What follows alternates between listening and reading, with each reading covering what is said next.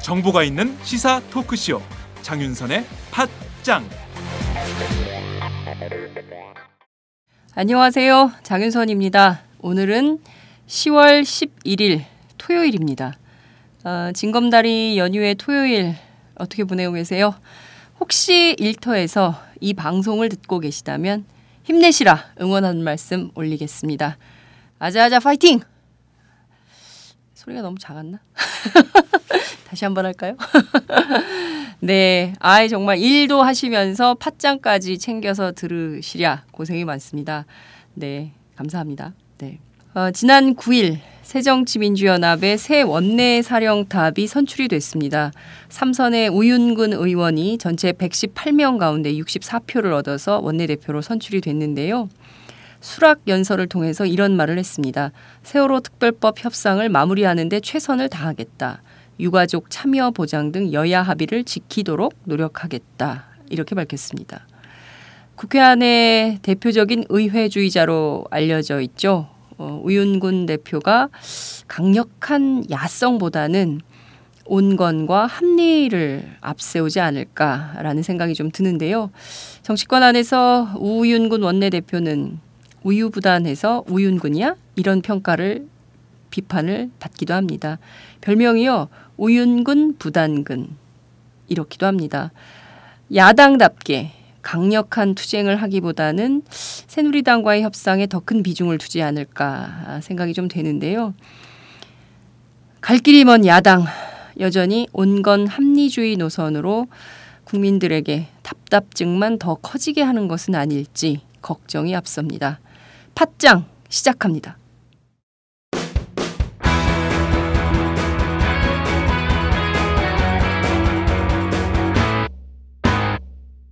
색깔 있는 인터뷰. 자, 오늘 색깔 있는 인터뷰는 좌담으로 마련을 해봤습니다. 위기의 정당. 여러분 벌써 어느 당 얘기일지 견적이 나오시죠? 네, 긴 말을 하지 않겠습니다. 짧게. 예. 지난 대선에서 무려 48%의 국민적 지지를 받은 정당입니다. 당시 문재인 후보가 거둔 표수가요. 요 숫자 남은 사람들이 살짝 나도 찍었는데 허탈해하는 분들이 꽤 계십니다. 1469만 2625표. 꽤 많은 표를 거뒀죠.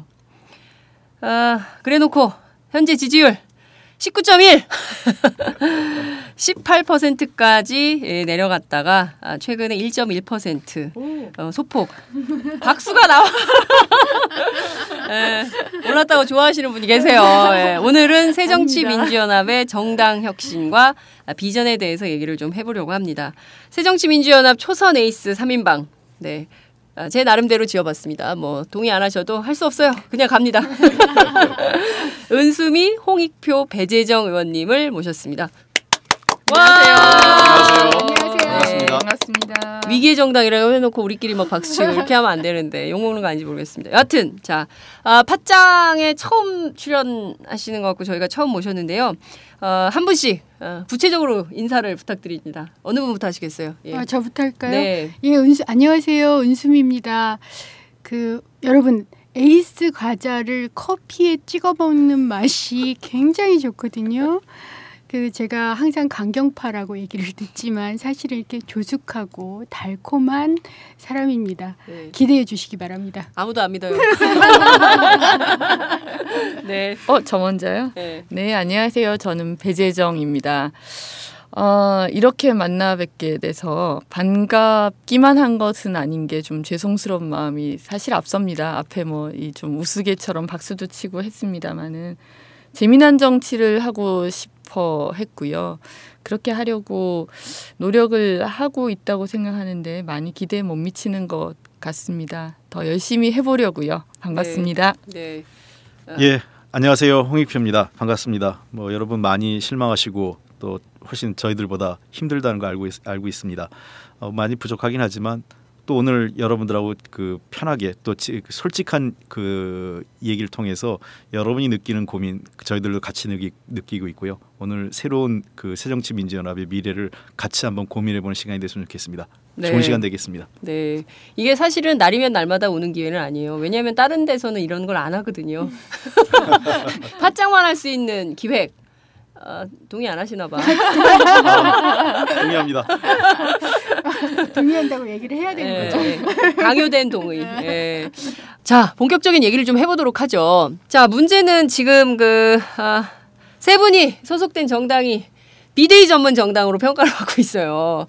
예? 1년 4개월 전에 비대위였는데 따져볼까요? 2012년 총선 대선 지고 지난 지방선거 지고 730 재보궐선거 지고 토탈 4연패. 이럴 수 있냐. 정말 너무 심하다. 그래서 이제는 그 당은 얘기하고 싶지도 않다라는 이제 정말 국민적 불신을 받고 있는 정당이기도 한데요. 우선 좀 그 코앞에 있었던 이슈들부터 좀 따져보도록 하겠습니다. 박영선 전 원내대표가 사퇴를 하셨어요. 네.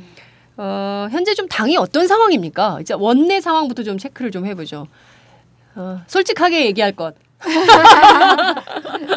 뻥치지 말 것. 그러니까 사연패를 하고도 정신을 못 차린다라는 얘기를 제가 많이 들어요. 네. 근데 이제 그렇게 사연패를 하고 나서 도저히 이제 계속 추락을 하다 보니까 지금 이제 등장한 것이 저의 개인적 견해는 중진 원로 정치가 등장을 했습니다. 사실은 개파 정치가 아니에요. 중진 원로 정치, 그러니까 중진 원로 분들이 네. 어쨌든 어느 누구도 어떤 목소리도 예를 들어 세월호 문제에 대해서도 어느 네. 누구도 압도적 다수를 이루지 못하니까 그런 다수를 조율을 하는 중진 원로 정치가 시작이 된 거고요. 네. 그러면서 대략적으로 조용히 시키기. 네. 그래서 좀 다른 발언들, 네. 서로 다양한 목소리들을 무마하는 그러한 형국이 당분간 계속될 거다라고 생각하고 있습니다. 아니 고대 로마 시대도 아니고 무슨 원로 정치가 민주당 안에서 데모크라틱 파티. 그러니까 배재정 의원님도 항상 말씀하시는데 네. 저도 그 말에 동의를 합니다. 지금 가장 큰 문제가 공정성뿐만 아니라 당내에서 민주성조차도 없어진 거예요. 네. 그래서 예를 들어서 민주적인 표결이라든가 의견의 수렴이라든가 이런 건 없이 그냥 조용히 가자. 이런 거고요. 아무리 그리고 우리가 조용히 가자라고 그래도 이미 언론에서는 다 쓰잖아요. 그러니까 네. 더 재밌는 것은 그 조용히 가자고 보고를 못 받습니다. 네. 그런데 곧바로 2분 만에 떠요. 뭐가 언론에서 기사가 떠요. 우리한테 조용히 하라고가 사실은 그런 뭐 상황인 겁니다. 공통으로 참 많이 좀 저희가 자괴감을 느꼈던 게 당의 상황을 원내에서 우리가 접하는 게 아니라 언론을 보면서 접하는 상황들을 이렇게 계속하면서 사실은 참 많이 그게 힘들었던 것 같아요. 자괴감을 좀 많이 줬던 것 같은데 제가 좀 보기에는 그런 것 같아요. 그러니까 저희 뭐 새정치 이 이름이 아직도 좀 저도 안 붙었는데 새정치민주연합이 선거에 지고도 정신을 못 차렸다라고들 많이 말씀하시는데 그 공격하는 지점이 다 다른 거예요. 예를 들어서 왜 지고 나서도 니들은 한 목소리를 못 내냐라고 얘기하시는 분도 계시지만 거꾸로 그렇게 무력한 정당에서 니들은 도대체 뭐 하는 거냐라는 목소리도 있는 거예요. 근데 이 두 개가 충돌하는데 지금 당내에서는 이제 전반적인 분위기가 어쨌든 분열하는 것으로 보이면 안 되기 때문에 다른 목소리를 내서는 안 된다라는 쪽으로 이렇게 만들어가는 느낌이 되게 강하거든요. 그러니까 저는 이게 과연 이제 은수미 의원님 말씀하신 것처럼 저는 계속 이제 민주성에 대한 고민을 안 할 수가 없더라고요. 네. 제가 사실은 이제 초선으로서 처음에 우리 정치권에 들어와서 저희 당에 대해서 많은 분들이 비판을 하는 가운데도 저는 저희 당을 제가 좀 그 방어를 했던 게 뭐냐면 그래 우리는 이렇게 서로 조금씩 다른 기치들을 가지고 있지만 그렇지만 우리는 적어도 그걸 억누르는 정당이 아니다. 우린 서로 다른 스펙트럼을 상당히 존중하면서 그걸 통해서 우리의 컨센서스를 만들어가는 당이다라고 사실은 제가 확신을 하고 있었거든요. 2년여의 생활 동안. 그런데 특히 최근 몇 달간의 저희 당의 모습을 보면서 제가 그런 확신이 좀 없어지는 거예요. 과연 우리가 그렇게 민주적인 절차를 지키면서 수렴을 해서 앞으로 나아가는 당이 맞다고 얘기할 수 있는가. 최근에 당이 갈수록 어려워지니까 그게 더 약해지는. 그래서 정말 어쩌면 우리 기반이 민주주의가 돼야 될 텐데 그 민주성을 이렇게 훼손하면서 사실은 이렇게 같은 목소리를 내야 된다는 그런 외피를 자꾸 더 씌우는 게 아닌가 그런 걱정을 좀 많이 하고 있죠. 홍 의원님이 지금 막 답답해서 막 쓰고 있어. 뭐 민주주의 정당은 토론은 좀 다양하게 하고 행동은 좀 일치할 필요 있겠죠. 저도 뭐 그걸 부인하진 않습니다. 최근에 우리 당의 모습에서 싸울 때 또는 어떤 그 일사불란하게 나아갈 때 그러지 못한 모습이 보이는 건 사실이에요. 그런 게 이제 뭐 리더십과 팔로우십의 관계라고 하는데 근데 그 리더십과 팔로우십 얘기할 때 과연 그게 어떻게 자발적으로 이루어질 건가 그리고 어떻게 민주적인 절차를 밟아 나갈 건가에 대한 고민이 별로 없다는 거죠. 지금 선거 4연패 얘기했는데요. 글쎄요, 저는 갑자기 지금 우리 말씀하시니까 제가 생각나는 게 산미 슈퍼스타즈의 감사용 선수가 생각이 나는데 연전연패를 해도 감동을 주는 게 있죠. 그러니까 저는 선거의 승패는 병가지 상사라고 생각합니다. 이길 수도 있고 질 수도 있어요. 그러니까 저는 지는 걸 두려워하거나 부끄러워해서는 안 된다고 생각하는데 지고 난 다음에 그러면은 무엇을 배울 건지 거기서부터 우리가 무엇을 바꿀 건지라는 것을 좀 정확하게 그러니까 패배를 통해서 한 단계 도약하는 정당이 돼야 되는데 맨날 제자리라는 거죠. 그러니까 밖에서 보기에는 저 당은 저도 그 자리야. 저 당은 패배해서 졌는데도 부끄러워할 줄도 몰라. 왜 그런 거예요 도대체? 왜 그런 거예요? 내부에 있으니까 그 원인을 좀 밖에 계신 분들보다는 정확히 아실 것 같아요. 저는 크게 세 가지. 하나는 우리 그 정당의 그 어떤 제도의 문제가 하나 있고요. 또 하나는 문화 또는 관행의 문제가 있고 인물 이 세 가지가 다 같이 맞물려 있다고 생각을 해요. 그래서 지금 현재와 같은 먼저 인물로 얘기하면 우리 당의 지금 주요한 그 지도급 인사 가 제가 보기엔 1996년도에 그 당에 입문하신 분들이 대부분 현재까지 지금 근한 20년 가까이 지금 당을 유지하고 있죠. 그래서 사실은 지난번 2012년에 당이 대선에서 패배하고 난 이후에 당의 지도부가 최소한 2004년 이후에 원내대표나 당대표 또는 대선 후보를 했던 사람분들은 일단은 2선으로 후퇴하는 것이 맞지 않았나는 거죠. 그런데 그런 게 이루어지지 않았죠. 그러니까 인물의 변화가 없기 때문에 당이 변화하는 거는요. 대중들은 별로 그렇게 심각하게 고민하지 않습니다. 사람이 변해야 당이 변했다고 느끼기 때문에. 그 인물의 변화라는 게 어떤 걸 얘기를 하시는 거예요? 96년이라고 하니까 사람들이 누구 얘기하는 거지? 뭐 이럴 수 있어요. 좀 더 구체적으로. 96년도에 많은 분들이 당에 입문하셨죠. 어떤 면에서는 지금까지 당을 이끌어갔던 분들이 대부분 그때 90년 들어왔는데 예를 들면 정동영 전 의장님, 전 장관, 그다음에 추미애 전 의원님, 그다음에 정세균 의원님도 그렇고요. 그다음에 누굽니까 김근태 돌아오셨지만 김근태 전 의원님도 그렇고 많은 분들이 천정배 의원님도 그때 들어오셨어요. 대부분 그때 들어오셨고 그리고 나서 2004년도 이 열린우당 이후에 수많은 분들이 당대표 원내대표를 번갈아가면서 했죠. 그런 분들이 횡행하면서 사실은 당은 계속 그나물의 그 밥 그 사람이 그 사람이라는 인식을 주는 건 사실입니다. 물론 저는 인위적인 세대 교체나 무조건 그분들이 책임이 있다라는 얘기를 하는 건 아닙니다. 그러나 때로는 한 발 물렀을 때가 있고 때로는 새로운 세대를 키워야 될 어떤 본인들의 역할도 있는데 그런 것들이 못했다는 거죠. 예를 들면 우리 당이 늘 얘기할 때 이런 얘기를 많이 해요. 미국 민주당이나 영국 노동당 얘기를 많이 합니다. 그래서 제3의 길과 뭐 클린턴 그 블레어 얘기를 많이 하는데 실제로 미국의 민주당이나 노동당은 선거 패하고 나서 60대 후보에서 갑자기 40대로 무려 그 2텀 이상을 뛰었어요. 그 인물로서도요. 그런 것들은 얘기를 하지 않죠. 그다음에 그 제3의 길 얘기 많이 하는데 이게 뭐 아마 중도 개혁 노선 하는데 저는 이게 몇 가지 결함이 있다고 봅니다. 이게 이제 문화나 제도하고도 관련된 얘기인데 아직까지 우리가 착각하는 것 같아요. 우리 그 민주당 그다음에 새정치민주연합이 진보 정당이라고 착각하는 게 있는 것 같습니다. 제가 보기엔 정확하게 보수 정당이거든요. 중도 보수 정당 정도 맞을 것 같아요. 예. 그 정확하게 제가 보기에는. 진보 노선이라고 주장하시잖아요 안에서. 근데 전혀 아니었어요? 진보적이지 않죠. 그러니까 진보적인 걸 가야 된다라고 얘기하는 거지. 아 비전만 얘기하구나. 그렇죠. 전혀 진보 정당이 아니죠. 저는 네. 이 당이 진보 정당이라고는 제가 국회의원 되기 전부터 네. 단 한 번도 이 당이 진보 정당이라고 생각해 본 적은 없습니다. 근데 제3의 길이라고 얘기할 때는 네. 소위 그 진보 정당이 특히 이제 그 영국에서 나왔던 얘기인데 노동당에서 나왔던 얘기였거든요. 그러니까 그리고 그 당시에는 90년대 소위 신자유주의 흐름이 전 세계적으로 밀고 들어올 때 그러한 노선 변화가 불가피한 측면도 있었어요. 근데 네.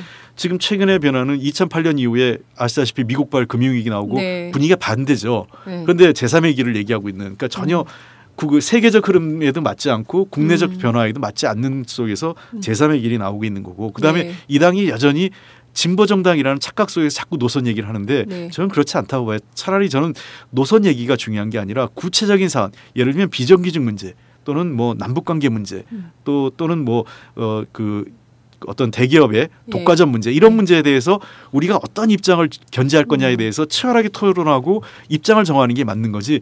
뜬금없는 진보 개혁, 그 진보 노선, 뭐 실용 중도 노선 이런 걸로 해서 대중들의 시각을 흐리는 거라고 좀 봅니다. 예. 은수미 의원님은 어떻게 생각하세요? 저는 동물이나 식물이나 네. 혹은 사람이나 조직이나 그 시대에 맞는 미래적 DNA를 갖고 있어야지만 사실은 이제 존재할 수 있다고 생각합니다. 네. 그러면 현대 정당의 DNA의 핵심은 전 소통과 공감이라고 생각을 해요. 네. 그러니까 우리가 얘기하는 민주주의, 아까도 말씀드렸지만 민주성이 없다는 게 단지 절차적으로 뭘 안 밟는다는 게 아닙니다.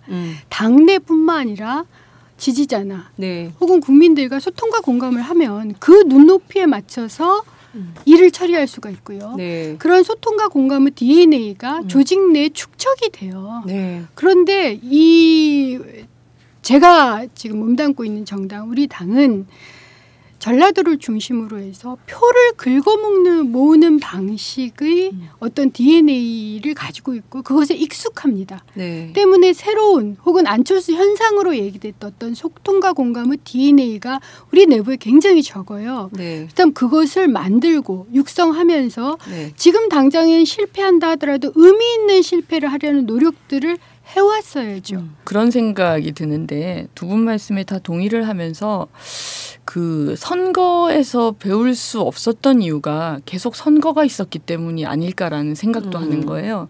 그러니까 제가 왜 이 말씀을 드리냐면 지난 대선에서 사실 지고 나서 우리 반성해야 된다. 네. 지난 선거에서 무엇을 잘못했는지 여기에서 그럼 무엇을 배워야 되는지 이런 흐름이 분명히 당내에 있었습니다마는 안타깝게도 프레임 전쟁에서 저는 졌다고 생각해요. 그 프레임 전쟁이 계파 싸움이라는 이제 프레임이었거든요. 네. 당시의 대선 평가 뭐 이런 과정에서 네. 뭐 특정 쪽에 쏠린 분이 대선 평가를 하다 보니 이게 공정하지 않다라는 네. 식의 예, 이제 예. 내부 논쟁이 실제로 생겼고 네. 외부에서도 그런 공격들이 상당히 이제 많이 들어왔고 네. 그러면서 대선에 대한 이제 어떻게 보면 공부가 필요했는데 네. 그게 흐지부지 된 상태에서 그다음 선거 계속 선거가 또 이어져 왔던 국면이잖아요.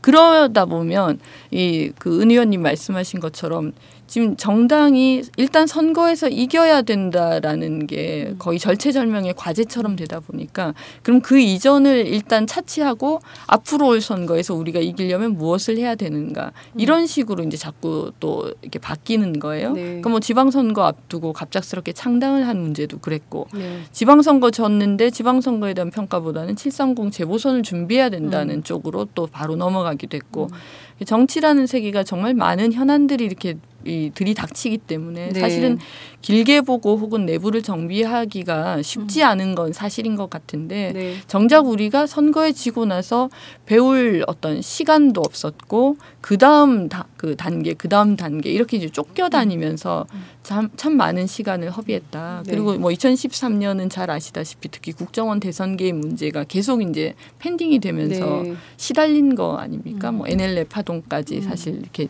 있었고 그러면서 우리가 내부적으로 정비하고 정말 고쳐야 되는 것들을 고치는 작업은 자꾸 등한히 하게 됐던 것 같다는 저는 생각이 좀 배재정 많이 의원님하고 약간 의견이 네. 다른데요. 이런 거죠.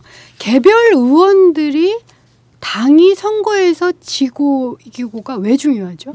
자기가 네. 자기 지역구를 유지하면 되는 거 아닙니까? 개별 의원들 수준에서 평가를 한다면 네. 그렇다면 당이 혹은 야권이 이겨야 된다라고 하면 누군가는 네. 혹은 어떤 집단은 바로 야권이나 전당적인 지위에서 소통과 공감을 하면서 우리가 전체가 이겨야지. 네. 그래야지 개인에게도 유리하다라고 판단할 수 있는 네. 어떤 컨트롤 타워나 네. 이런 것들이 필요한 거죠. 그런데 대선 이후 지금까지 네. 저는 우리 당 의원들이 계속 개별 의원들 수준에서만 판단하고 네. 사실은 전당적 차원에서 어떤 컨트롤 타워나 그걸 아까 뭐 인물이나 관행이라고 홍익표 의원님 말씀하셨는데 이게 없어진 거예요. 그러다 보니 개별 의원들 수준에서의 생존연합 네.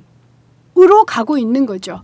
그렇기 때문에 이 개별 의원들 수준에서의 생존연합은 뭐 국민적 입장에서의 소통과 공감에서 이런 게 별로 필요하지가 않습니다. 네. 일단 다음 총선에서 내가 지역구를 얻으면 되거나 이기면 되는 거예요. 당이 무너지든 말든 커다란 위기의식이 없는 거죠. 지금 네. 그런 수준에까지 그러니까 거의 외관상으로는 당으로 결집돼 있지만 네. 내부적으로는 실질적으로 조직적으로 해체되고 개인들이 생존하기 위해서 각계분투를 하는 수준으로 당이 이제 떨어져 버린 네. 그 정도로의 DNA 자체가 없는 그런 네. 컨트롤 타워의 DNA 자체가 존재하지 않을 정도로 좀 심각하게 온 게 네. 아닌가 저는 그렇게 생각합니다. 굉장히 그 민낯 드러났어요. 제가 좀 더 예. 민낯을 좀 드러내면 이제 저만 이제 지역구 의원이기 때문에 네. 이 지역구에서 갖는 이제 현실이 그렇더라고요. 음. 그러니까 예를 들면 새정치연합은 보통 한 정당 지지율이 20%에서 25%좀 나옵니다. 네. 선거를 치를 때 네. 치르기 직전에 예. 그리고 저쪽은 한 40%에서 약간 플러스 알파 네. 이렇게 나오죠. 그러면은 기본적으로 그 정당 지지 열세를 10%에서 지역에 따라 편차가 있겠지만 수도권을 중심으로 얘기하면 수도권에서 10%에서 15% 정도의 열세를 개인이 뒤집어야 되는 거죠. 그러니까 그런 것들이 반복되면 어떻게 되냐면 정당에 대한 고마움보다 이 선거에서 승리는 자기의 결과물로 생각하기가 쉬워져요. 네. 이게 수도권에 있는 새정치민주연합이 각 그 의원들이 가질 수 있는 생각이라는 오만과 편견일 수 있겠죠.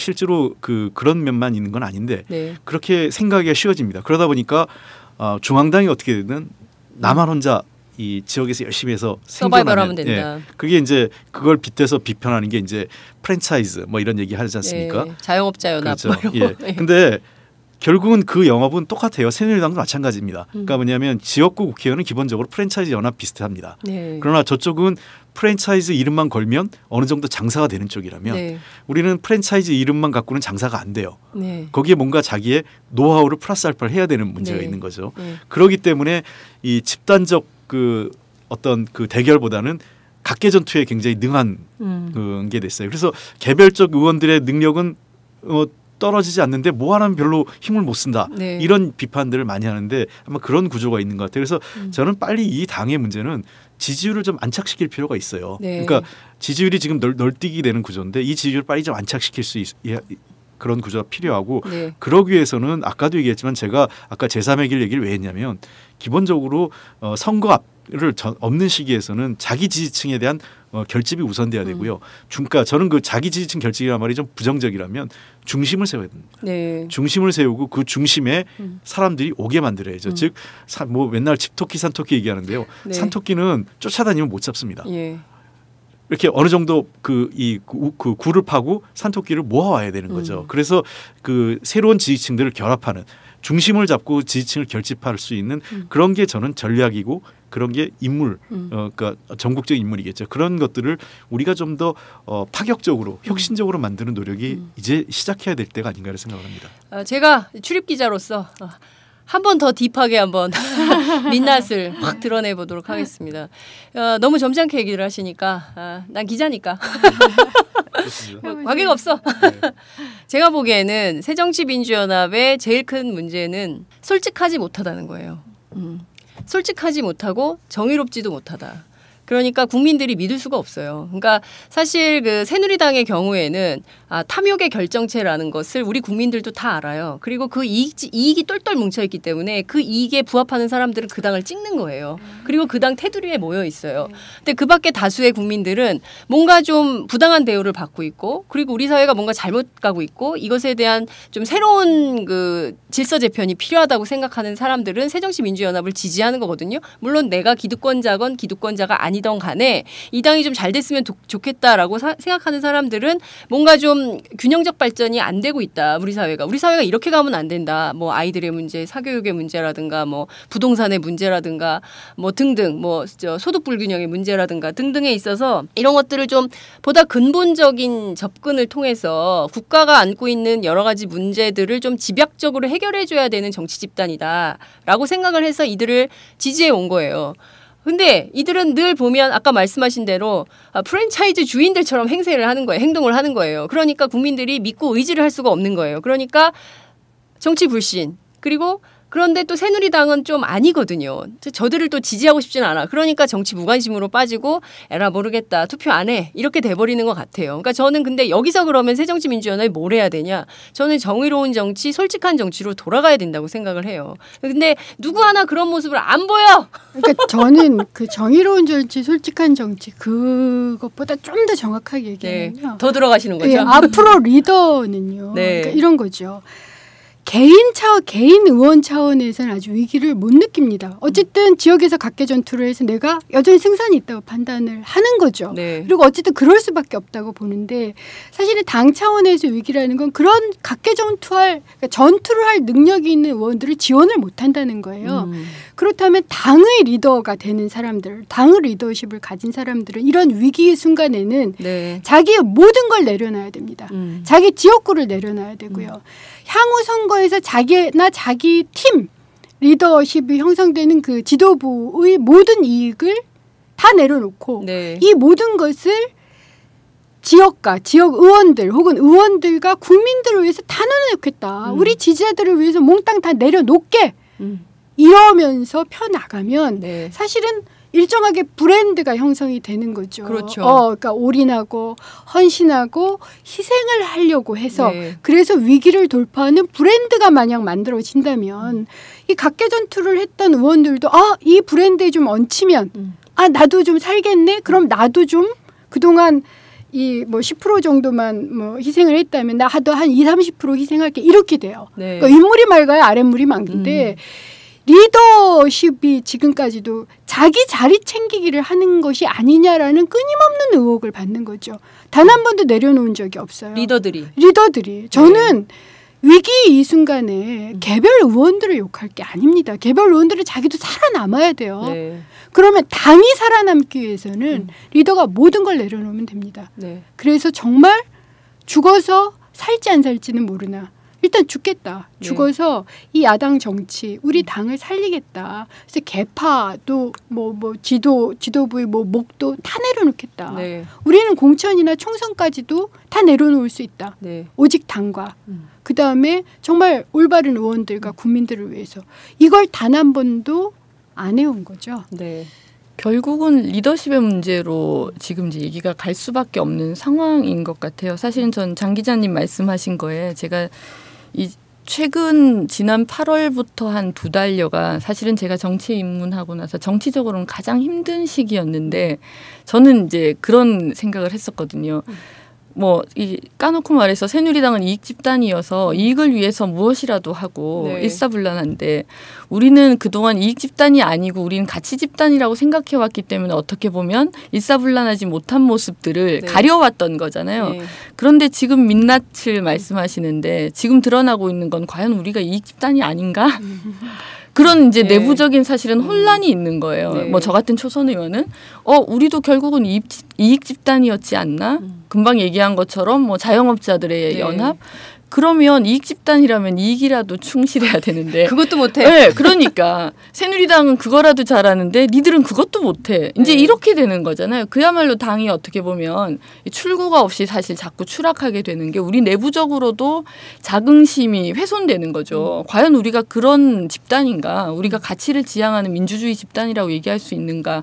이런 이제 반성이 되는 것인데 외부에서 보시기에는 더 신랄하신 거죠. 니들은 뭐 이익을 위해서 뭉치는 새누리만큼도 못하면서 무슨 집단을 정당을 한다는 거냐 이런 얘기를 하는 건데 물론 이제 이거를 리더십만 문제고 리더십만 바로서는 우리 다 될 수 있어라고 얘기하는 건 또 이제 한계가 있겠죠. 아니, 그런데 이런 거예요. 굉장히 사실 정치적으로만 보자면 지난 시기가 정세가 새정치민주연합에게 결코 불리한 정세가 아니었어요. 그럼에도 불구하고 선거에서 판판이 지고 있다. 이거는 굉장히 심각한 문제거든요. 그렇죠. 홍 의원님 어떻게 보세요?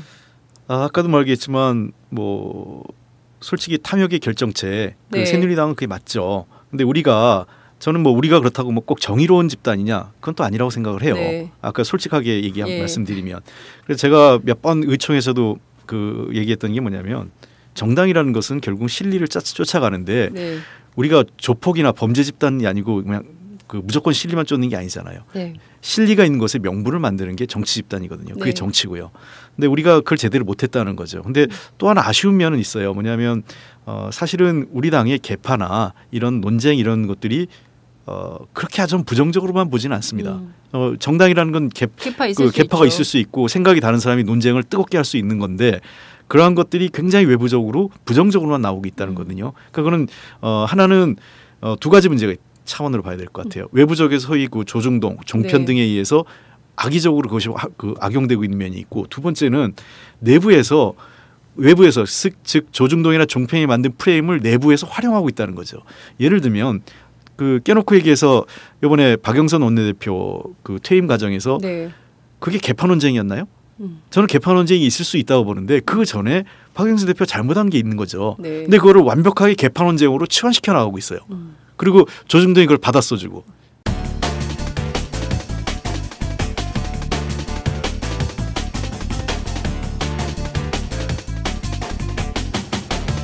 장윤선의 팟짱. 왜 그러는 거예요? 근데 사이가 안 좋으셨던 걸로 알고 있는데 급 가까워졌어. 저는 이런 게 있는 것 같습니다.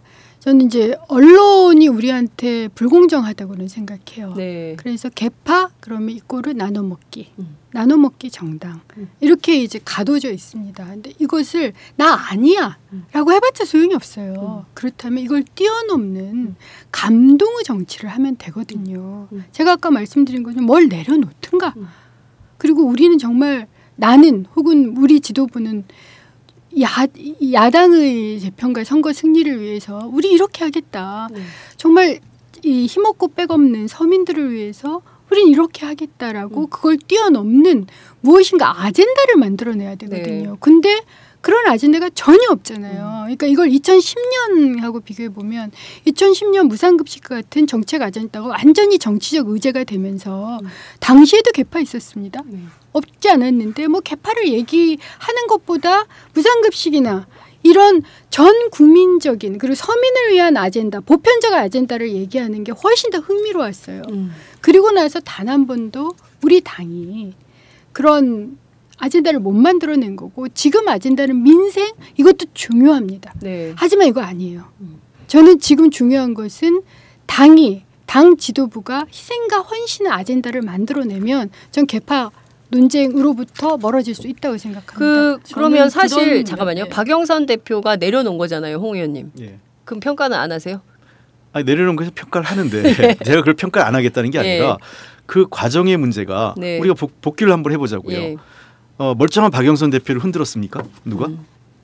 그리고 그 원래 정당은요.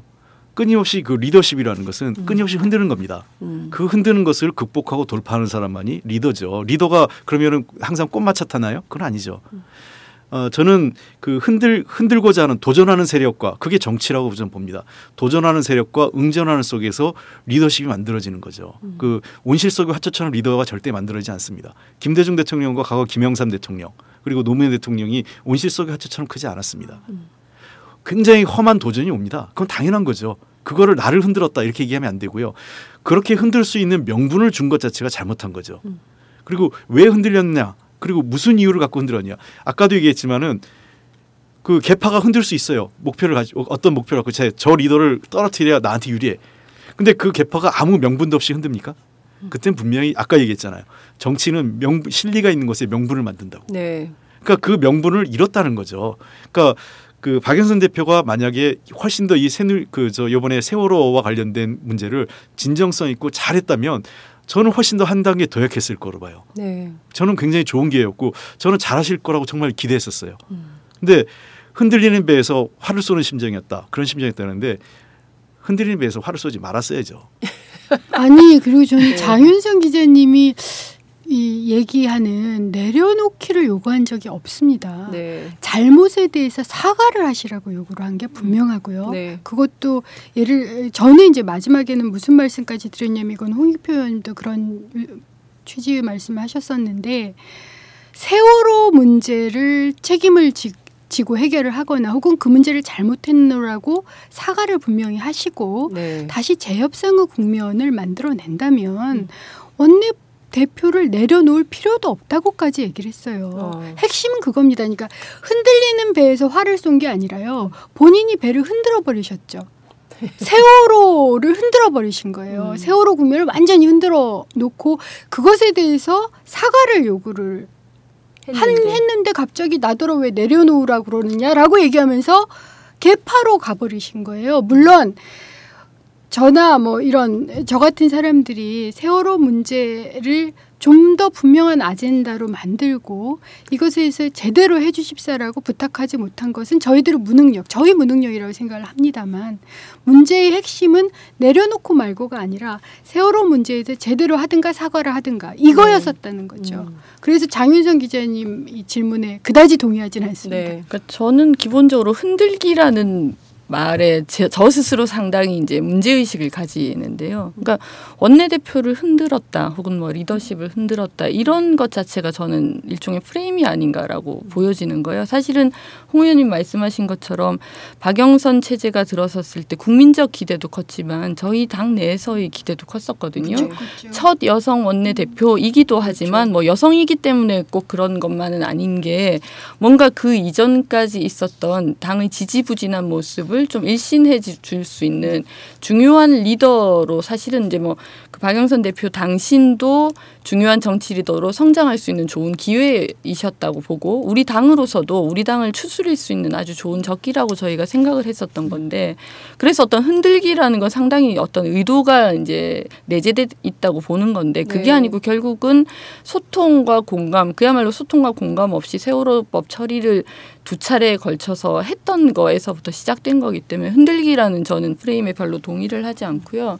그런 의미에서 저는 사실은 이번 원내대표 선거의 중요성을 사실 얘기를 좀 하고 싶어요. 네. 그러니까 오늘도 그 논의가 뭐 많이 됐던 게 뭐 합의를 그래서 할 것이냐 뭐 합의 추대를 할 것이냐 아니면 경선을 할 것이냐 이런 건데 저는 그런 것 같습니다. 지난 이제 그 87 세월호 첫 합의 뭐 8.19 둘째 합의 이상돈 비대위원장 뭐 파동 이런 것들이 결국은 당내의 소통과 당내의 민주적인 의사를 이렇게 결집하는 과정을 거치지 않은 상황에서 돌발적으로 생긴 일이라고 생각하는 네. 거거든요. 그러면 지금이라도 기본으로 돌아가지 않으면 과연 우리가 다음 스텝을 밟을 수 있겠는가. 그러니까 원내대표도 마찬가지라고 생각해요. 맨 처음에 뭐 원로 중진들의 네. 어떤 조정에 의한 정치를 얘기했었는데 과연 그게 우리 당을 살리는 길인가. 우리 당의 목소리를 조금 더 우리가 경청하고 우리 당내에서 누가 어떤 생각을 하는지를 치열하게 듣고 그걸로부터 의견을 수렴해가는 과정을 아주 힘들겠죠. 뭐 서로 뭐 이 계파로도 나뉘어 있다고 하고 주류 비주류도 얘기를 하고 또 이제 제가 참 안타까운 건 의원총회를 할 때마다 제가 들리는 얘기가 뭐 얘기하기 좋아하는 몇 명들이 주도해 나간다는 식의 언론 프레임이 있지 않습니까? 네. 의원총회 자체를. 그러고 또 뒤에서 그런 얘기를 하는 거예요.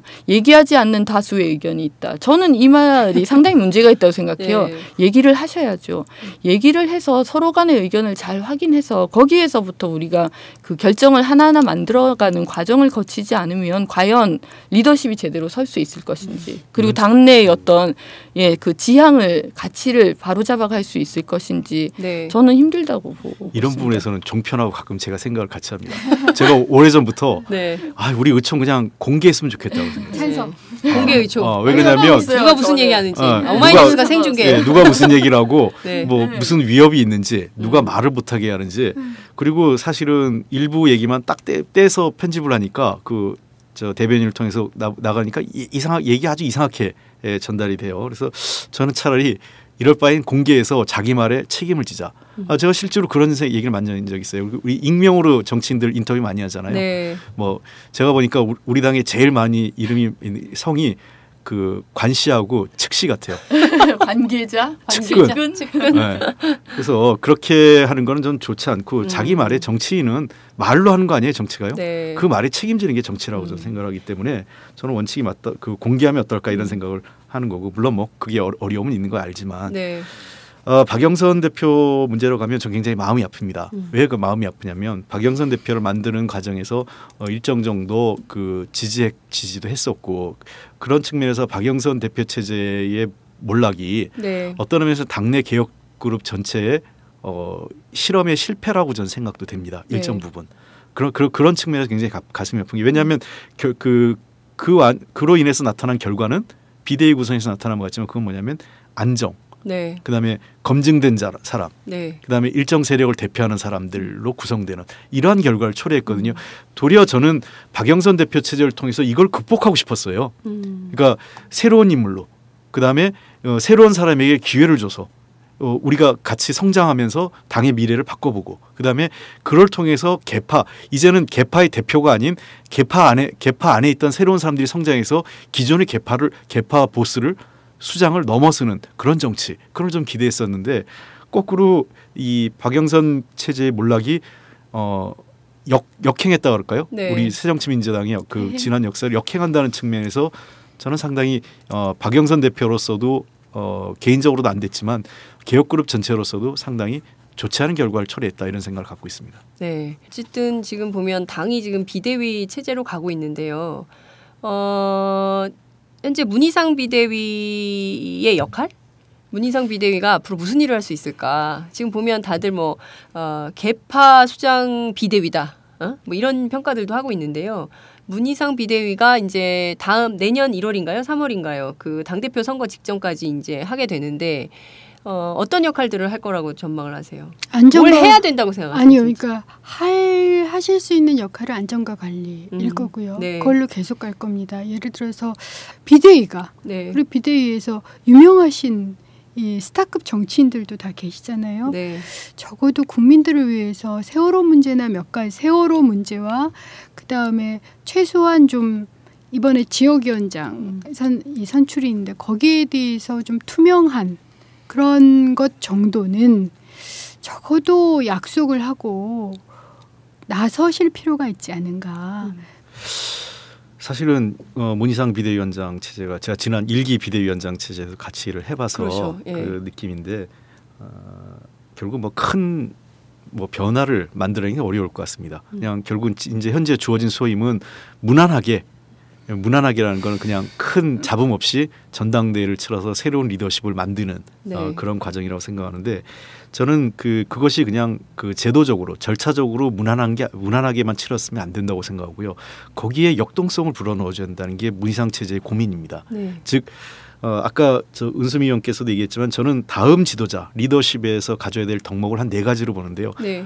당연히 민주성, 공정성은 제가 더 설명 안 드리겠습니다. 당연히 기본적으로 당을 민주적으로 공정하게 해야 되고요. 또 하나 필요한 거는 자기 헌신성입니다.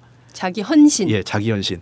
그거는 아까 기득권을 내려놓든 아니면 자기가 뭔가 이 어떤 사안에 예를 들면 세월호법 문제라든지 세월호 특별법 또는 특정 어떤 아젠다를 잡아도 좋아요. 거기에 헌신할 수 있는 자기 헌신성을 가져야 된다고 생각합니다. 네. 그리고 마지막으로는 용기가 필요합니다. 많은 분들이 우리 당에 대해서 비판할 때 도대체 야당이냐 네. 아니면 진짜 뭐 이중대냐 본부중대냐 이런 얘기를 하는데 그거는 자기 지지층을 대변할 수 있는 용기를 못 가졌다고 생각해요. 그러니까 저는 좀 더 뭐 우리 뭐 시쳇말로 얘기해서 쫄지 말고 좀 대담하게 우리 지지층의 얘기를 공론화하고 전달할 수 있는 좀 대범하고 용기 있는 그러한 리더십이 이제 필요한 시점이 아닌가. 그러한 그 네 가지 민주성, 공정성, 자기현실성, 용기를 가진 리더십을 만들 수 있도록 역동성을 부여하는 게 문희상 비대위원 체제가 해야 될 마지막 업무라고 생각합니다. 지금 일단 뭐 정치혁신 실천위원회죠. 이름 네. 좀 긴데 실천위원회가 활동을 뭐 시작하고 있지 않습니까? 그러니까 정치혁신 실천위원회를 통해서 좀 국민들이 원하는 어젠다를 좀 잡고 밀고 가는 저는 그런 필요성이 있다는 생각이 좀 들어요. 비대위 체제를 통해서 뭐 다음 전당대회까지 일단 당을 안정적으로 그리고 룰을 공정하게 만들어가는 과정도 필요하겠지만 좀 국민이 원하는 어떤 정치 혁신의 과제들을 잘 방향을 잡아서 그걸 좀 이렇게 향해서 나아갔으면 좋겠다는 생각을 좀 하고 제가 이제 꼭 좀 드리고 싶은 말씀 중에 하나가 결국 다 연관되는 건데 지금 우리 당이 어렵다 보니까 행동 통일을 참 많은 분들이 말씀을 하시거든요. 문희상 비대위원장께서도 말씀하시고 그런데 결국은 저는 그 개개인의 동의 없이는 네. 행동 통일이 의미가 없을 수밖에 없을 것 같아요. 그러니까 의미가 있기가 힘들 것 같아요. 그러려면은 진짜 우리 안의 목소리들을 민주적으로 담아내는 노력이 정말 선행돼야 된다. 거기에서부터 우리 정당이 새로 시작해야 되지 않나라는 생각을 좀 많이 합니다. 그러니까 지금 의원들의 목소리도 제대로 수렴이 안 되는 정당인 거죠. 현재 안타깝게도 그렇죠. 그러면 누구 뜻대로 이 당은 운영이 되는 겁니까? 국민 말도 안 들어, 의원들 말도 안 들어, 당원 뜻이 반영되는 건가요? 아니요. 그것도 아니죠. 선거에서 누구 맘대로. 유불리의 기준에 충실한 네. 그게 또 집단의 선거도 말대로. 지잖아. 그래서 저는 그 문희상 비대위 체제에서 이 문제는 좀 한번 논의했으면 좋겠어요. 네. 그래서 제가 잘 쓴 표현인데 이게 오마이뉴스 와가지고 다른 방송국 선전하는 것 같은데 SBS 정당. 네. 그래서 이건 뭐냐면 SNS. 네. 그다음에 SBS 정당? 예. 그래서 하나는 S는 SNS, 예. B는 빅데이터. 예. 그러니까 SNS와 빅데이터 빅데이터. 활용한 스마트한 정당으로 예. 이게 좀 만들어가야 될 것 같아요. 그래서 제가 SBS 정당이라는 말을 네. 쓰는데 이걸 뭐 지나치게 모바일 문제로만 딱 국한돼서 보다 보니까 이 문제도 굉장히 부정적인데 네. 저는 뭐 이걸 그 이번 전당대회에 무슨 대표를 뽑는데 모바일을 쓰라 이런 표현이 아니라 우리가 지향해야 될 그 정당의 모습은 이게 SBS. 그러니까 이 문제는 굉장히 중요하다고 생각합니다. 왜냐하면 새누리당도 지금 크레이지 파티 해가지고 네. 저 SNS와 관련돼서 굉장히 친화적으로 나가는데 네, 모바일 정당으로 가겠다고. 우리가 지금 뒤쳐져 있는 것 같거든요. 그래서 이 문제는 대표를 선출하는 방식에 활용하지 않는다 하더라도 우리가 정책 결정이라든지 당의 민주성을 회복하는 데서 굉장히 중요하게 선거를 치는 데서 빅데이터를 한 번도 안 써요. 우리 당이. 왜 그래요? 모르죠. 왜 그런 모르는 거예요? 게 아니라요. 그러니까 저는 이제 홍준표 의원님은 좀 더 당에 대해서 낙관적이시고 네. 저는 좀 더 비관적이신데 전 우리 당이 그럴 능력이 없다라는 생각을 요즘 해요. 이거 정말 저의 개인적 생각입니다. 그러니까 우리 당이 꽤 노력을 해요. 네. 해왔음에도 불구하고 말씀하신 것처럼 빅데이터, 그러니까 데이터 리더십을 가진다거나 네. 새로운 아이디어를 그러니까 밖에서 안으로 들어온다든가 혹은 그런 의견을 들으려 한다든가 네. 이게 안 됩니다. 그러니까 안 되는 식으로 화석화돼 왔다고 생각을 합니다. 네. 그렇다면 저는 오히려 이제 그런 위기의식을 가지는 뭐 의원들이 네. 좀 더 숨고르기를 하면서 정말 우리 당을 포함한 야권 전체가 같이 살 수 있는 숨통이 무엇일까를 향후 하여튼 뭐 몇 개월은 집중적으로 모색을 해봐야 된다. 그러지 않고 안 되는 정당이 당에게 그리고 노력을 함에도 안 되는 당에게 계속 이건 왜 안 하느냐 이건 못 하느냐라고 내부에서 해도 저는 안 되고 제 스스로 그런 노력을 했는데 제가 실패했거든요. 네. 그렇다면 자기 평가를 해야 됩니다. 네. 저는 못한 거예요. 넘지 못했습니다. 그렇다면 다음에 넘을 방법이 뭔가에 대해서 정말 전 지금 진지하게 모색을 할 때다. 그런 생각을 좀 하고 있습니다. 네. 저는 그 새정치민주연합이 각자 개인 의원님들을 뵈면 굉장히 고민도 많고 또 굉장히 치열한 고민들을 하고 계세요. 어떤 분들은 막 이 상황에 대해서 너무 황당해서 눈물도 막 흘리기도 하고 막 그렇게 하시는데 결과적으로 이제 성과나 꼭지를 따지 못하는 측면에 대해서 여러 가지 이제 분석들을 해주셨는데 이 과거에는 보면 초선 의원들이 되게 멋있는 의원들이 많았어요. 국민적 지지를 받는 노무현, 포 이그젠플 굉장히 많았는데 요새는 새정치민주연합에 그런 의원님들이 없어요. 그러니까 좌충우돌 하는 의원님들도 별로 못 봤어요. 그러니까 이를테면 초선의 반란 이런 거는 불가능한 조직 문화가 돼버린 건가요? 불가능합니다. 저는 불가능하다고 생각해요. 근데 이게 좀 아이러니한 게요. 네. 그 두 가지 평가를 다 받아요 지금요. 그러니까 지금 일각에서 지금 말씀하신 것처럼 너무 잠잠하다. 과거 뭐 17대, 뭐 16대 네. 이거에 비해서 18대는 좀 논의로 하더라도요. 네. 16대나 17대에 비해서 두드러지는 스타 초선도 없고 뭔가 초선들이 그저 이 아젠다를 딱 틀어지고 예, 나가지 못한다 예. 이런 얘기도 있는가 하면 또 반면에 초선들이 너무 나댄다.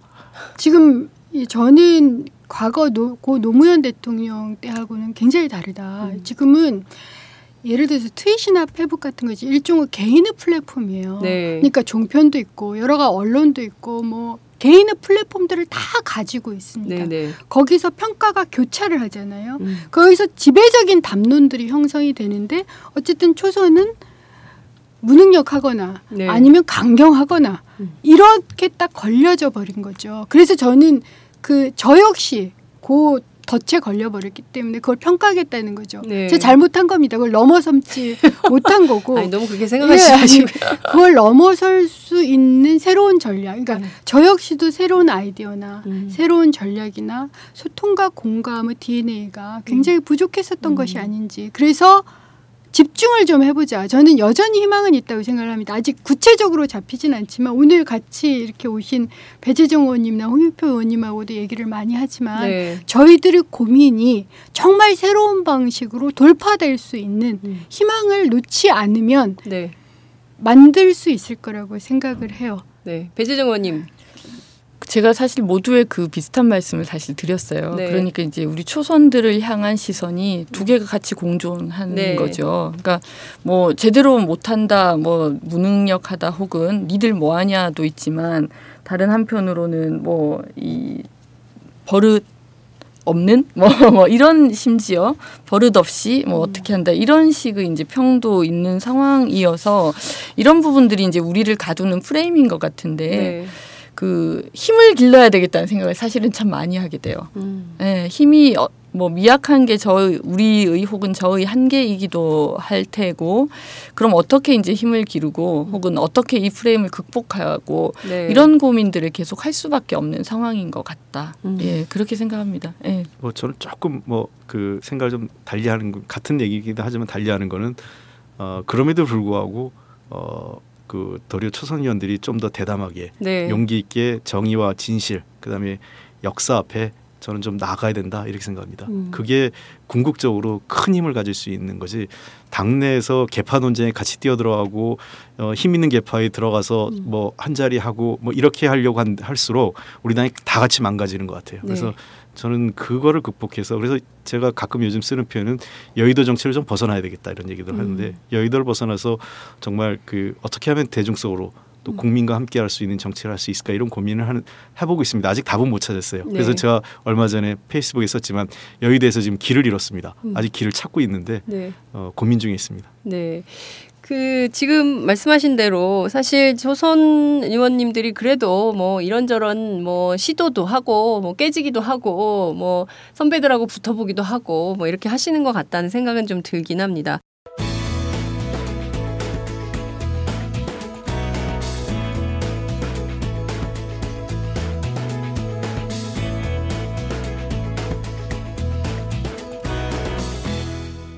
장윤선의 팟짱. 저희가 어느덧 대화가 1시간이 넘어가고 네. 있는데 네, 이제 좀 줄여야 될 것 네. 같은 상황이 가고 있습니다. 근데 이 얘기는 꼭 해야 될 것 같아요. 그 모바일 정당 관련인데요. 말씀하신 대로 아까 새누리당의 경우에는 모바일 정당으로 가겠다라는 입장을 분명히 하고 있는데 오히려 그 새정치민주연합 안에는 그 모바일 투표의 문제하고 좀 연동이 돼서 오히려 좀 이게 그 논쟁의 진도가 못 나가고 있는 것 같다는 생각이 좀 들어요. 여기 계신 초선 의원님들은 좀 그 문제에 대해서 좀 약간 정리도 좀 필요할 것 같고 어떤 비전을 세워야 되겠다라는 좀 그 얘기도 좀 해주실 수 있을 것 같아요. 그러니까 이런 거잖아요. 모바일 정당의 핵심은 당원 중심의 정당 네. 혹은 지역에 기반한 정당으로서는 안 된다. 네. 전국적이고 지지자까지를 결합할 수 있는 네트워크 정당이어야 된다라는 얘기입니다. 그렇죠. 심지어 영국 노동당은 네트워크 정당에서 넘어가서 더 나아가서 네트워크 정부까지 얘기하고 있는 상황이에요. 그러니까 사회가 너무 복잡해지고 다양한 이해들이 이렇게 돌출되다 보니 그것을 정당이나 당원 중심의 정당이나 혹은 정부로만 해결이 안 되니 관계적으로 네트워크를 맺고 해결을 하자. 이게 방향으로 맞습니다. 네. 문제는 그것을 실시하는 과정에서 유불리의 문제가 항상 떠오르는 거예요. 그렇다면 그것만 없애면 됩니다. 예를 들어서 모바일 정당을 주장하는 사람들은 네. 혹은 당원 및 지지자까지를 결합한 네트워크 정당을 주장하는 사람들은 그 네트워크 정당이 다음의 당권이나 다음의 총선에서 그걸 주장하는 사람들한테 결코 유리하지 않다. 이걸 보여주면 돼요. 네. 보여줄 수 있는 방법들이 있습니다. 내려놓기를 하면 되는 거죠. 네. 사실은 그래서 죽자라고 얘기를 하는 거예요. 그러니까 관계적 정당, 모바일 정당을 만드는 것이 시대적 방향이라면 네. 근데 그것이 유불리 문제 때문에 혹은 계파 문제 때문에 막힌 거라면 그걸 내려놔 버리면 됩니다. 네. 내가 예를 들어서 제가 리더라면 제가 리더 저 리더를 이제 지지하는 네. 뭐 이런 세력들이 이 사람들의 지역구부터 우선적으로 그 문제를 요리조리해서 절대로 유리하지 않게 하겠다. 네. 이걸 보이면 돼요. 네. 그런데 단 한 번도 그러지를 않아서. 않다 보니 네. 언제나 유불리의 덫에 갇히는 빠져있다. 거죠. 사실 이제 제가 지난번 문희상 비대위 체제에서 저도 비대위원으로 네. 참여를 했었는데요. 그때 이제 비대위의 그 보관은 그거였습니다. 일단 당원을 먼저 정비하고 그 다음에 지지자들을 어떻게 결합시켜서 네트워크 정당으로 나아갈 건지 그걸 이제 좀 순차적으로 하자는 사실은 이렇게 보관을 가지고 진행을 했었거든요. 그래서 비대위 당시에 그 당원에 대한 전수조사도 하고 네. 그랬었는데 그게 지도부가 넘어간 이후에 당원 전수조사하고 당원 배가 운동을 했던 것도 사실은 흐지부지 됐고 네. 그 2단계로 지지자 정당 모델을 만들겠다고 했던 그런 좀 어떻게 보면 그 야심찬 계획도 사실 물거품처럼 이렇게 쓰러져 버린 네. 거거든요. 그런데 그 가치 자체가 없어질 수 없는 거죠. 네. 지금 당원도 모이지 않는 상황이고 지지자들도 어떻게 다 보면 우리 떠났죠. 오히려 등을 돌리는 상황인데 그럼 이분들을 어떻게 우리가 흡인하고 더 이분들을 모실까 하는 데서는 사실은 별다른 이론이 없는 것 같아요. 그런데 그걸 이제 그 안타깝게도 당장 뭐 전당대회 때의 유불리 이런 식으로 이게 고착화되다 보니까 이제 움직이지 못하는 그런 상황에 있는데 결국은 헌신과 가치를 추구하는 쪽으로 리더들이 진짜 이 부분은 이 마음을 이렇게 변화시키지 않으면 안 되는 상황이 아닌가 이런 생각이 좀 듭니다. 네. 그래서 저는 모바일 정당이란 표현보다 스마트 정당이란 말을 쓰고 싶어요. 그러니까 모바일이란 거에 대한 약간 부정적 편견이 네. 존재하고 있기 때문에 스마트에는 모바일을 포함하고 있다 이렇게 네. 생각을 하고 왜 이런 게 생겼냐면 지난 6구 전당대회에서 이해찬 후보와 김한길 후보가 경쟁을 했을 때 당심과 내심이 그 모바일 심이 반대 방향으로 나와서 그렇죠. 결과가 바뀌었죠. 그래서 이제 그로부터 이제 특정 세력이 유리하다. 특정 세력은 거부감을 갖고 뭐 이런 식의 반복됐죠. 그래서 그럼 5사 전당대회 김한길 후보가 당대표 선출된 5사 전당대회도 모바일 투표를 했어요. 네. 다만 모바일 별도로 모바일 그 대의원을 모집하지 않았을 뿐이죠. 기존 권리당원과 당원들 대상으로 모바일 투표를 했습니다. 네. 그러니까 저는 이렇게 볼 것 같아요. 그래 우리가 새로운 정당은 그러니까 모바일이나 또 이 스마트한 정당의 그 지향이라는 거는 분권, 자율, 창의, 참여 이 네 가지가 화두가 된다고 생각해요. 네. 그래서 이런 속에서 이에 맞게 정당 구조도 좀 바꿔야 되고요. 그다음에 당원과 지지층도 좀 더 이 지역적으로도 변화해야 되고 계층적으로도 그다음에 세대별로도 변화시켜야 되는 게 좀 필요하다고 생각을 합니다. 네. 이런 그다음에 당 운영도 이런 소위 SNS라든지 모바일 등을 활용하는 빅데이터를 활용하는 스마트한 정당으로 가기 위해서 전체적으로 당 운영도 기존의 지금의 현재 예를 들면 뭐 조직국 이런 체제에서 혁신적으로 변화해야 저는 미래를 내다볼 수 있다 이렇게 생각을 하고 있습니다. 네. 정말 그 방향으로 문희상 비대위가 전략적 판단을 하셔야 될 것 같은데 이 얘기는 좀 저희가 안 할 수가 없을 것 같아요. 세월호 특별법. 이게 10월 말까지 이제 기간을 늦췄어요. 그런데 이제 아시는 것처럼 7일부터 27일까지 국감이 있습니다. 그러면 뭐 20일 빼고 나면 뭐 며칠 안 남아요. 근데 이 사이에 과연 이 법을 제대로 마무리할 수 있을까? 은수미 의원님 왜 눈물이 그렁그렁 하셔 벌써. 진짜 심각한 상황인 것 같습니다. 아직 그 세월호 특별법 얘기만 나오면 다들 이렇게 그 마음이 무거워지는 상황인데 국회 안에선 좀 이 문제를 어떻게 좀 할 생각이세요? 국회 안에서는 제가 알기로는 거의 전략이 없습니다. 왜냐하면 새누리당은 이미 못하겠노라라고 얘기를 했어요. 그러면 그 못하겠다는 새누리당을 넘어설 방안이 뭔가. 근데 이건데요. 결국은 아마 정부조직법 뭐 같은 걸 가지고 좀 연계해서 일정하게 유족이 100% 동의하기는 어렵겠지만 좀 유보적 아니라도 만들겠다라고 당연히 자연스럽게 생각을 하고 계시겠죠. 근데 그도 쉽지 않은 상황이어서 저로서도 굉장히 우려스럽고요. 그것 때문에 사실 이번 원내대표는 적어도 세월호 협상에 있어서 정말 올인하고 집중하고 최선을 안 되더라도 최선을 다해볼 수 있는 사람이 되었으면 좋겠다라는 개인적 좀 갈증이 있었죠. 그러다면 좀 이해가 되잖아요. 어차피 굉장히 양보한 상황에서 그래서 그것도 역전을 해보려고 노력을 했는데 이게 안 되는구나라고 지지자들이 납득을 하면 유족들이 납득을 하면 그나마 조금 미안함을 덜겠는데 만약 그조차도 안 하고 제대로 안 비춰주고 뒤에서 몇 번 협상하고 끝난다? 이래버리면 저로서는 뭐 우리가 100번 혁신을 하겠다라고 얘기해도 거의 소용이 없는 상황이 되지 않을까 매우 걱정스럽습니다. 네, 배재정 의원님 하실까요? 다들 할 말이 없으시죠? 참 뭐라고 말씀을 드려야 될지 모르겠어요.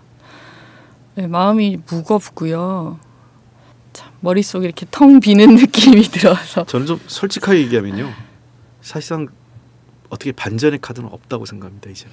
왜냐하면 지난 3차 협상 사실은 그러한 3차 협상을 하지 않도록 하기 위해서 뭔가 반전의 계기를 만들려고 이런저런 모색을 해봤던 거거든요.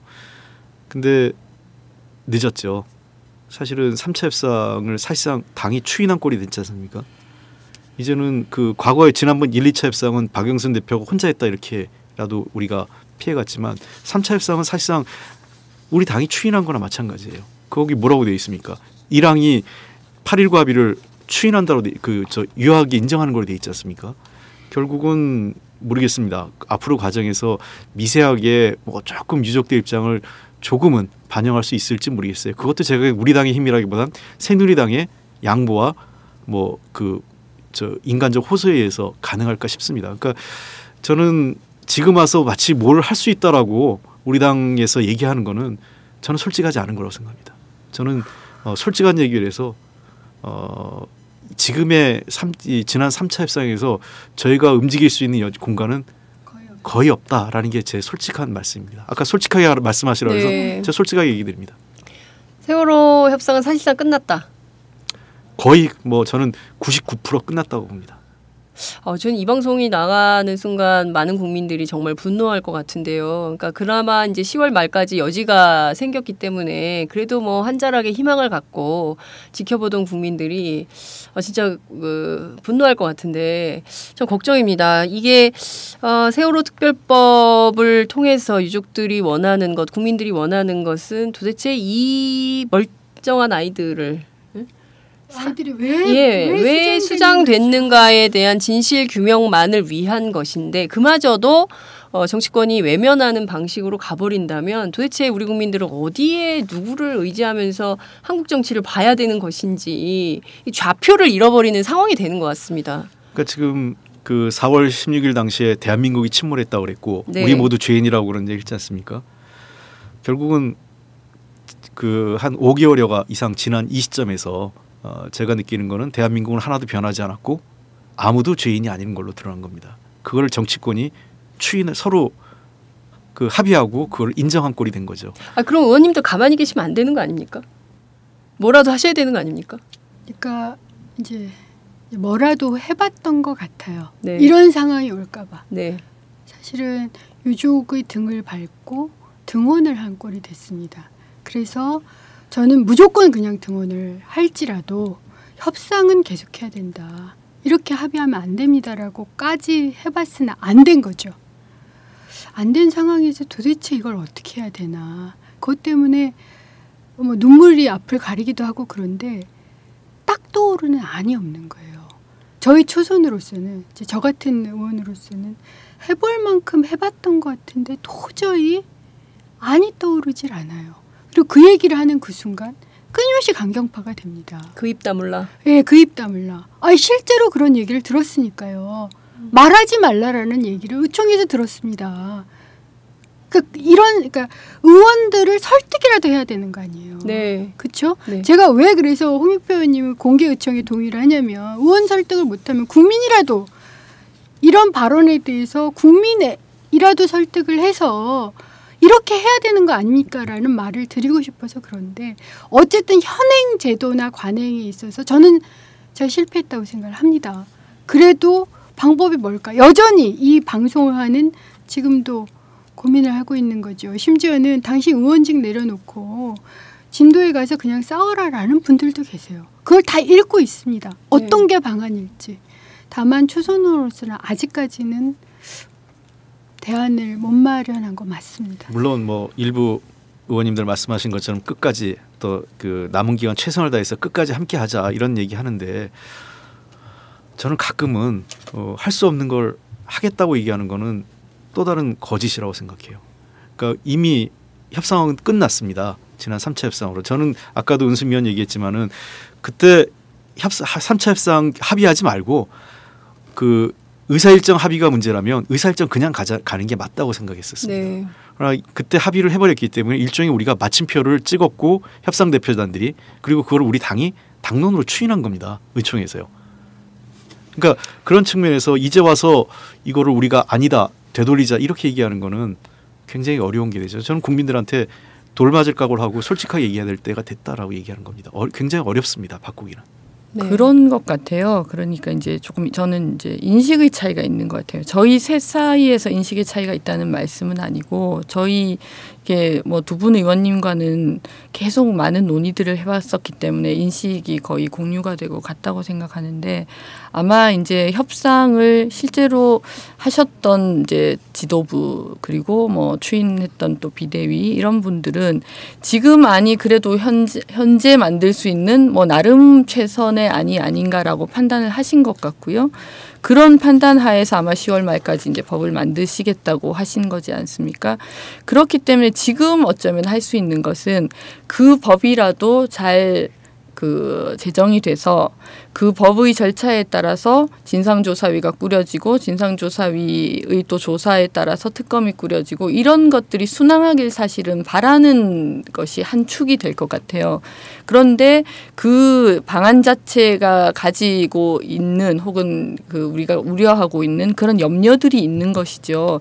그래서 지금부터라도 만약에 우리가 지금 무엇을 할 수 있느냐고 묻는다면 저는 아직 성안이 된 건 아니기 때문에 세월호 특별법을 결국은 성안을 잘해서 통과를 시켜야 되는 이제 과제가 있는 것이고 그 이후에 프로세스를 밟아가는 과정에서 계속해서 지켜보고 감시하고 하는 과정이 있을 수밖에 없다고 생각을 하는데 만약에 그 법 자체가 우리가 바라던 그 법이냐라고 물어보신다면 그게 아니라고 솔직하게 답변할 수밖에 없는 것이고요.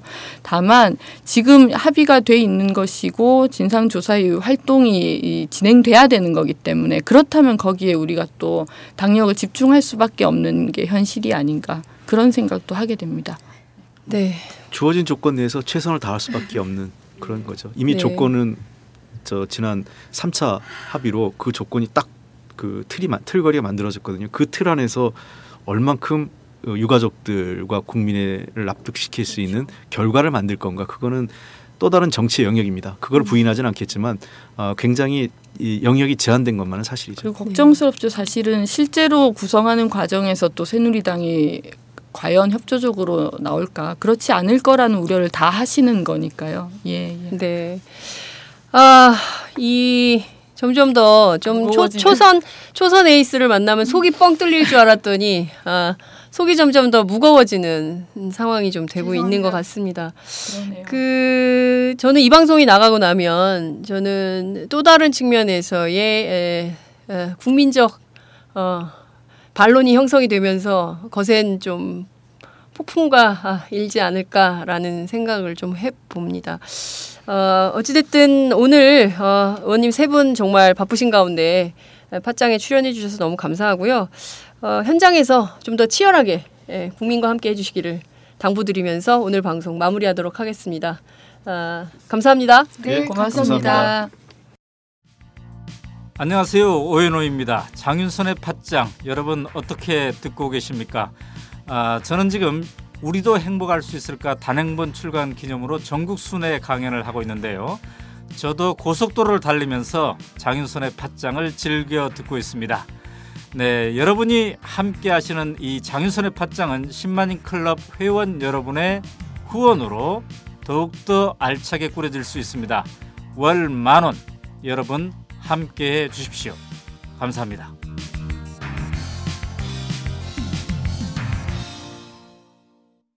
네, 저희가 준비한 순서는 여기까지입니다. 야당 의원들이 좀 더 속 시원하게 앞장서서 싸워주면 좋겠다. 이런 평가가 많을 것 같은데요. 이런저런 어려움을 호소해서 혹시나 더 답답해진 것은 아닌지 걱정도 됩니다.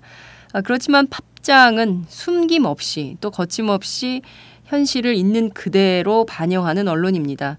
우리가 듣고 싶은 것만 듣고 또 보고 싶은 것만 보면서 살 수 있으면 좋은데 꼭 그렇진 않지 않습니까?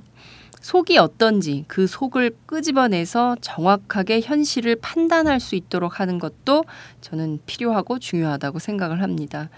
더 열심히 노력해서 정확하게 속이 어떤지 속내를 파고드는 방송이 되도록 노력하겠습니다. 감사합니다. 다음 주 월요일에 뵙겠습니다. 감사합니다.